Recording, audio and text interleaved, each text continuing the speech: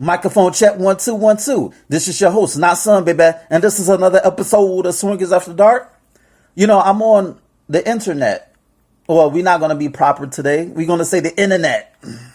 I'm on the internet, particularly social media, promoting my books and my podcast. And amidst me promoting my books and my podcast, I'm in competition with a lot of motherfuckers. You know, I'm in competition with authors. I'm in competition with other podcasters, books, movies, stream sites, social media, friends, family, foes, the workplace, jobs, side hustles, scams, you know, whatever the case may be, to grab your attention. Because there's only a certain amount of minutes in a day that I could take away your attention from other entities, you know, that's jockeying for your time, because time is something that you can get back. So you want to make your time worthwhile. You understand me? And that's why I don't like to half-ass on my art, whether it's my books or my podcast. Every second is crucial to your time. You understand me? I don't want to make you feel like I'm wasting your time with half-ass content. You understand me? That's why I love to put my best foot forward. And I said all that to say, you know, as far as swinging, social media is not the be-all end-all of the swing lifestyle. No, sirree. It is not. It's a fraction. You know, it's a fraction. And, you know, it kills me. Well, not even kills me, because at the end of the day, I don't give a fuck. But I don't care as far as, you know, the constant bitching and the constant complaints about the swing lifestyle, how swinging is not the same as the past. Like, people have their glory days. They have their golden age. You understand me? Like, when they got into the lifestyle, into swinging, oh, everything was so hunky-dory. Everything was good. Everything was kumbaya. Blah, blah, blah, whoop-de-whoop, whatever. And I'm like, you know, what people love to do, they love to hold on to their generation. You know, when I was growing up, you know, Michael Jordan was that dude. You know, Michael Jordan was considered the GOAT. He was that dude. Like, nobody could fuck with Mike. But in my father's and uncle's generation, it was Kareem Abdul-Jabbar. He was the GOAT. You know, so they would say that Kareem was better than Jordan. But my generation would say that Michael Jordan is better than Kareem Abdul-Jabbar. Fast forward to this generation, some people may say that LeBron James is better than Michael Jordan and Kareem Abdul-Jabbar. Hell, you may have fanboys who say that LeBron James is better than Michael Jordan and Kareem Abdul-Jabbar put together. like you mix Kareem, you have like a 7'1" Michael Jordan with a hook shot. And they still couldn't fuck with Mike. That's how the fanboyish, that what they call them, bronze sexuals. You feel me? So in my generation, Michael Jordan was that dude, and the generation before me, it was Kareem Abdul-Jabbar. The general consensus is that Kareem is the GOAT. And today's era, people may say, you know, LeBron James is that dude. You know, he's the GOAT. You know? And it's funny when people love to romanticize the past. People love to romanticize the past as if everything in the past was peaches and cream. You know, they want to run with that narrative that it was a utopia, not knowing that shit was just as fucked up in their era as it is today.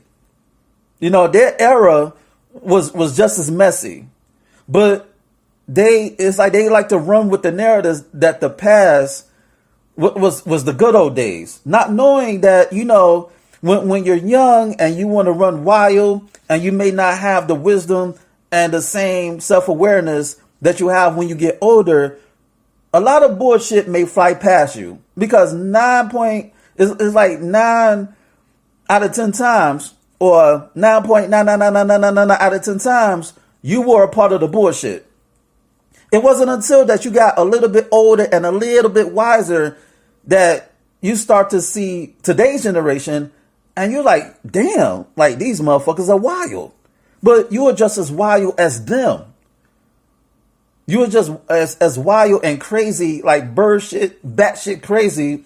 And now you want to act like everything was all good. Just like Chicago. Let me use Chicago for an example. Like a lot of people, like I was born and raised in Chicago, Illinois. It's not Illinois for you out of town motherfuckers. It's Illinois. The S is silent. You know, like you know when somebody is from out of town, when they say Chicago, it's not Chicago. It's Chicago. It's not chic. CHIC. It's not chic. When you say it's not Chicago, it's Chicago, Illinois. It's Chicago, Illinois. It's not Chicago, Illinois. You know, it's like that bugs the shit out of me. It's like when people like to put the S in everything that doesn't need a fucking S. People like to say Walmarts. It's not Walmart. It's it's not Walmarts. Excuse me. It's not Walmarts. It's Walmart. You understand me? People want to say, I need to get mines. Why are you putting an S on mines? I gotta get mine. It's mine. Nah, I gotta get mine. Or Joe Budden, the Joe Budden podcast. Joe Budden is a rapper turned podcaster. People, they don't say Joe Budden. They say Joe Buddens. But anyway, I digress. So, you know, I was born and raised in Chicago, Illinois. You know, Chi City. We don't say Chi Town anymore. It's Chi City. And the 80s and 90s was just as bad or even worse, stat-wise, statistically, than it is now. But because of 24/7 coverage via social media of the news and people blogging and podcasting and just saying any and everything, people think that Chicago is much worse today than it was when I was growing up. You know, you've had people who say, you know, the boys today, you know, they have no morals, they have no values, they, you know, life is cheap to them, they don't value their life. Shit, they was doing the same shit back in the day like they doing today. Don't get that fucked up, but people like to run with the narrative. You feel me? Like Chicago was just as bad. Chicago was the murder capital in a few years in the United States of America. But now, you know, the city has been given the Chirac label. You know, Chicago mixed with Iraq because Iraq is seen as a war zone. So instead of calling it Chicago, they call it Chirac. So you have this Chirac label mixed with social media, and you have a lot of people who are afraid to go to Chicago. Yes, you know, you got your bullshit, you got your shootings, but that's not the whole fucking city. They're just pockets of neighborhoods that you need to stay the fuck away from. You feel me? So it's funny because when I first went to college, this was when Love Jones was popular. Love Jones is a romantic comedy, a romance comedy with, you know, the actors Lorenz Tate, a fellow Chicagoan, and Nia Long. And Love Jones is based in Chicago. It's very artsy and quasi bourgeoisie. You feel me? It's very romantic. It's very mature. See me, I'm being bougie by saying mature instead of mature. It's very mature. The movie is very mature. And when I was in college, my freshman, sophomore year in college, a lot of chicks was like, yo, you know, a lot of chicks would tell me after I told them I'm from Chicago, a lot of them would be like, yo, you know, I want to visit Chicago because of Love Jones. Mind you, when Love Jones came out, you still had murders and killers and shootings and stabbings and carjackings and shit like that in Chicago. You still had your fuckery, your tomfoolery, your shenanigans in my beloved city of Chicago, which is beautiful. The food is great. No other city has better food than Chicago. None. No. It's not even a fucking debate. Not New Orleans. I'm sorry, New Orleans. Not New Orleans. What else? Not France. None of these, not New York. Shit, Chicago got the best pizza. And I'm not even talking about deep dish pizza. Chicago has the best pizza. Yes, I had to be silent so I could let it marinate. Chicago has better pizza than New York City. And I'm Chicago raised, New York made. I'm a Chi Yorker. So I could talk my shit. I could talk my shit in regards to who has the better pizza. But once again, I digress. You had chicks who was talking about they want to go to Chicago because of Love Jones. But now because of Chirac, it went from I want to go to Chicago to Chicago's dangerous. I don't want to get shot. Would I get shot if I go to Chicago? I'm like, you can get got anywhere. You can get got anywhere. You could catch a bad one anywhere.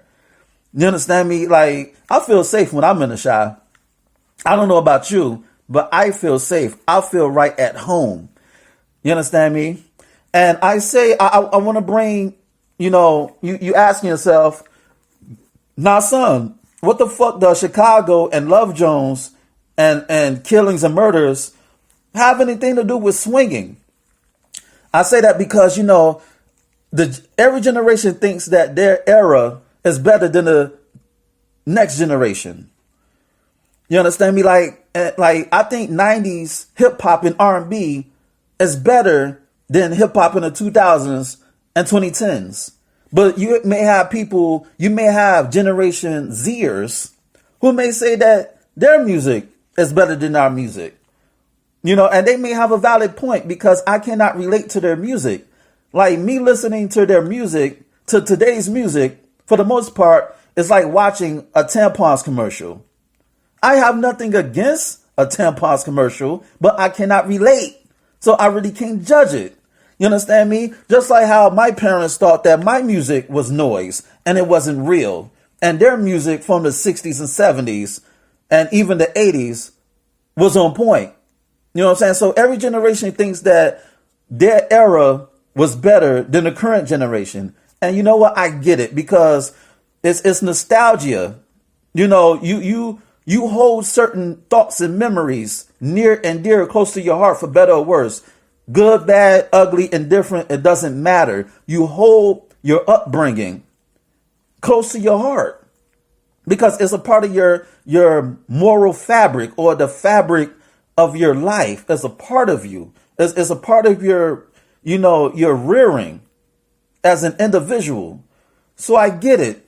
But, a lot of people say that, let's make swinging great again because all of the drama and, the fuckery and the bullshit that comes from social media. But I'm like, swinging and the social media atmosphere is just a fraction of the lifestyle. It's like going back to Chicago. It's like, how can you judge the whole city of Chicago based on the couple of neighborhoods or based on the same 5 neighborhoods who always get highlighted because of the murders and shootings? You know what I'm saying? If you're not in a fucking gang and you're not doing anything illegal, chances are you're going to be left alone. You might as well say, well, you could become an innocent bystander and people will fuck with you. And I get it, but that's an anomaly. It's like, that's not an everyday occurrence. It's usually people who are into some shit that they have no business doing.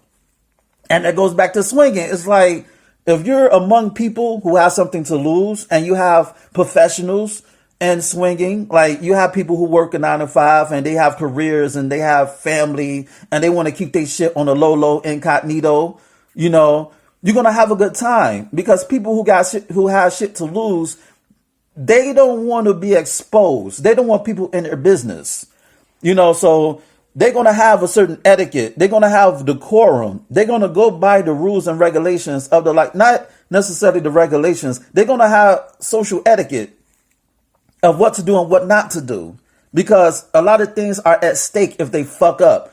But when you're dealing with a lot of lowlives who have nothing to do, they have nothing to live for, then they don't give a fuck about etiquette. They don't give a fuck about rules. They're just living in the moment. They're just going according to their whims. They're operating based on emotion with no logic.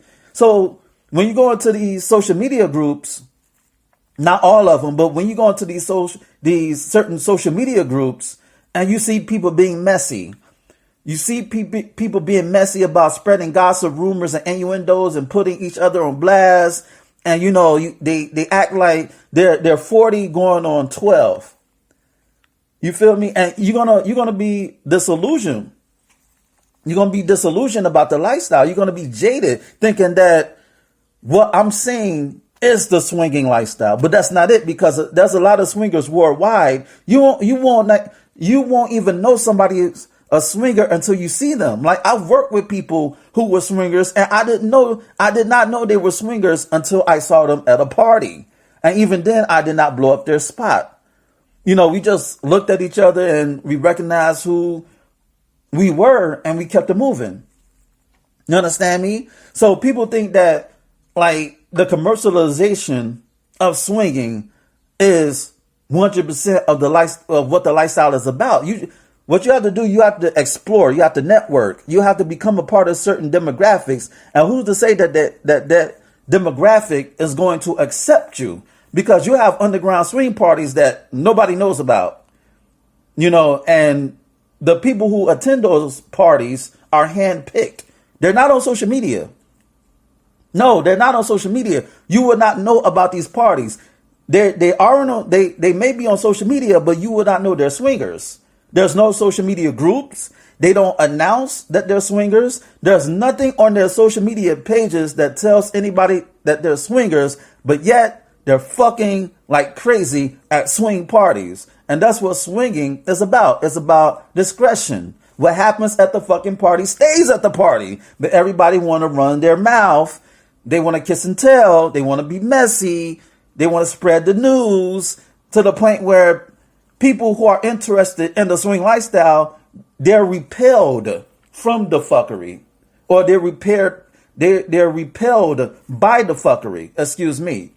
When swinging is supposed to be this utopia, it's not supposed to be this insane asylum to where it's like, laissez-faire, anything goes. There's no types of etiquette and rules. It's anything goes, to the point where it's no longer a swingers party. It's a fuck party. And yes, there's a difference between a swing party and a fuck party, but I'm going to talk about that on a later episode.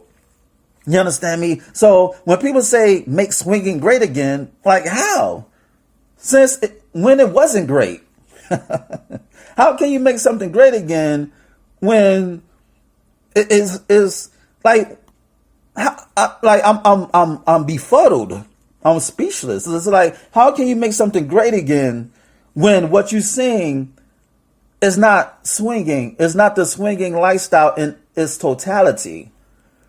It's like, if you're used to eating shit, how are you going to say, let's make dieting great again, when you never shopped in the fruit and vegetable aisle?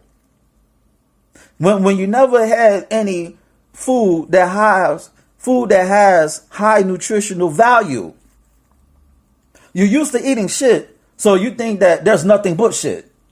So I'm going to say that let's make eating great again. Let's make dieting great again, but you never had food that has high nutritional value.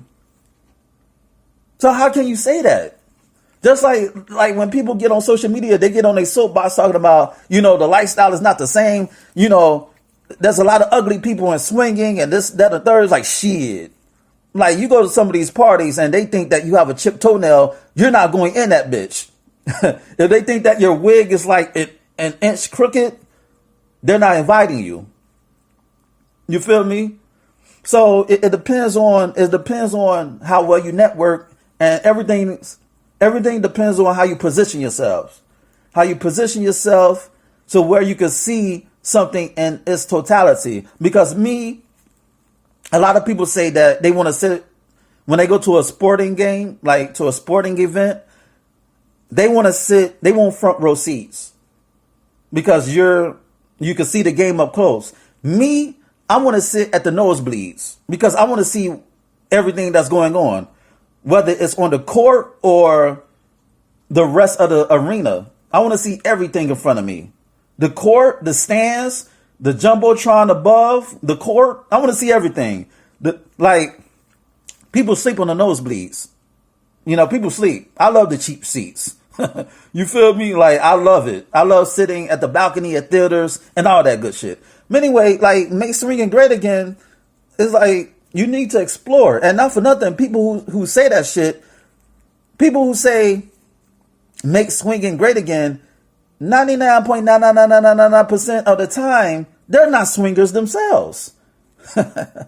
Either they're not swingers or they're the people who are perpetrating the bullshit, instigating the fuckery.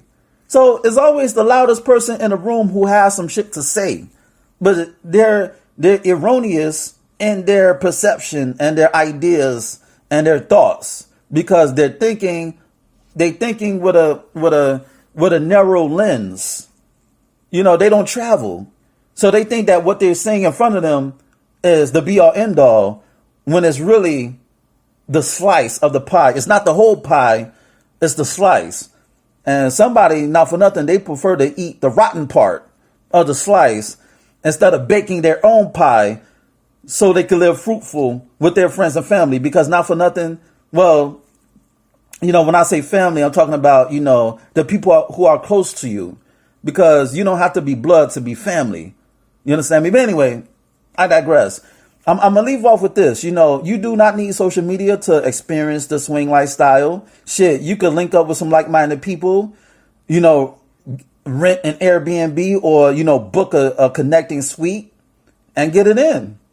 Like, you don't need a fucking social media group. You don't need you don't need a hotel takeover. You don't need to go to swing resorts to experience the lifestyle. Just hook up with people who are on the same wavelength as you and have at it. Nobody should give you permission to do anything. I'm going to say that again. Nobody should give you permission to do anything. And instead of being reactive in life, you should be proactive and go out to get what you want to experience for yourself.